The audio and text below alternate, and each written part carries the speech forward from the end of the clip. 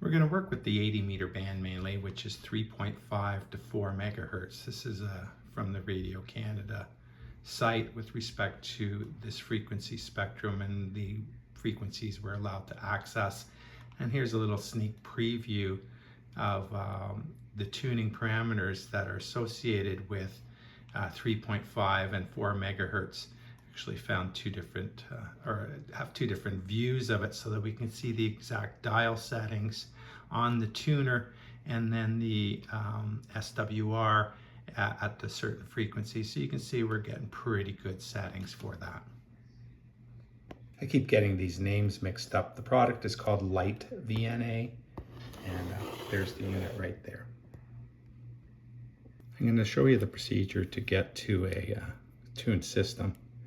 When we touch on here, I was just checking before, here's the menu. There is a calibration. I did all of that already. There are videos on how to calibrate, but you have to go through it and calibrate all of these different scales that are available. So what I've done is created scales so that they zoom in on the various bands that we support. So this is a 3.2 megahertz to 4.2 megahertz scale. So what I do is you move your little cursor here. It's very hard to see it. It's up on the top here. It tells you where the cursor is at, which is exactly at 4 megahertz in this particular example. So we'll see how to do a tuning on 4 megahertz.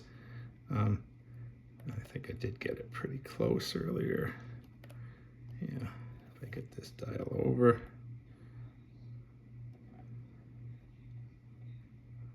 And then there you go. So you can see that little dot on there. And there you go. If I get it really about right there, there's actually a setting there. Now this actually leads me to my very first question. So that's right on 4 megahertz. You notice when I touch these things, it actually changes just ever so slightly, but annoyingly enough. Just wondering if that's normal for tuning, whether it's that sensitive with me.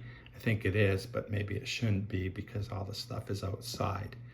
So question one, but there you go. That's essentially how you dial in the tunes until you get a nice little peak like that on the frequency of choice, and then document the settings on the antenna tuner.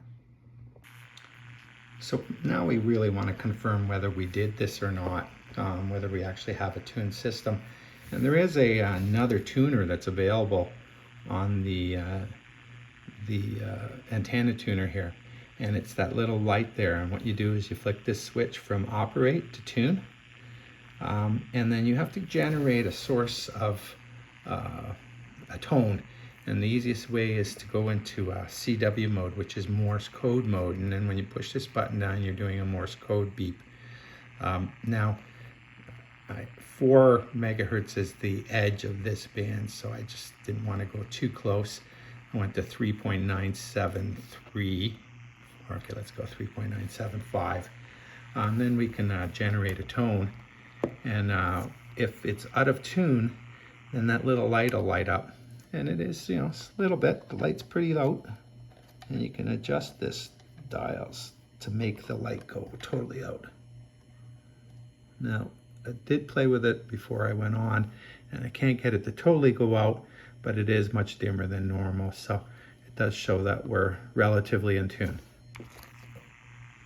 Now, a very valid question that comes up is, how do I know if I'm transmitting on the right frequency? In particular, the True SDX does say every time you upgrade the firmware, you need to recalibrate what frequencies are getting transmitted and make sure that they're correct.